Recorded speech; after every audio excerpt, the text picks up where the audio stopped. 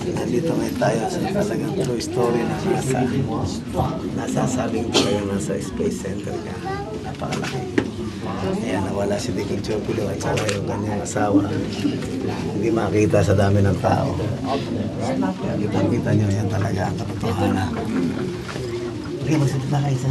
Magsalita ka, naka-YouTube ka rin. Magsalita ka, tirahin mo din, magsalita ka. Alright, there are a couple different areas in this portion of Building 9 that I want to show you that are really important for the astronauts and for the future of NASA. The first area I want to show you is directly in front of us, is an area where the astronauts practice manipulating the robot arm on the International Space Station.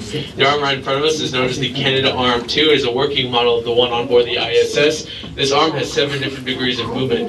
To the left and the right, and really all around the arm, you'll see areas where the astronauts are practicing using the arm to manipulate various objects. This is known as the Multi-Use Remote Manipulator Development Facility, or MRMDF for short. NASA likes to use acronyms when it has such long names.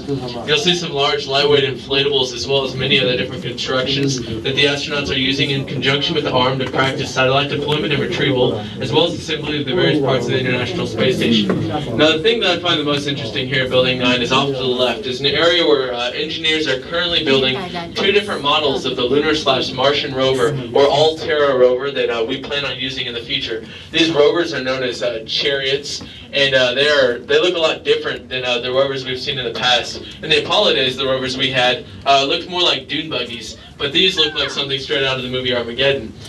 These rovers are enclosed capsules, meaning that there will be oxygen inside the rover, so astronauts will be able to live inside the rover without the need of a spacesuit. The astronauts will be able to live inside the rover for up to 7 days, which means they can travel away from their landing site and explore more of the surface that they're on, be it the moon or Mars. If NASA's going to be traveling as far away as Mars, then it wants to be able to take as much time to explore as much of the surface that it possibly can. And these rovers will enable them to do that. Another cool aspect of these rovers are the fact that they actually have these docking stations on the back. Now, on the back of the rover, you'll see 2 rectangular areas marked by American flags, and one of those is actually taken out right now. Those rectangular areas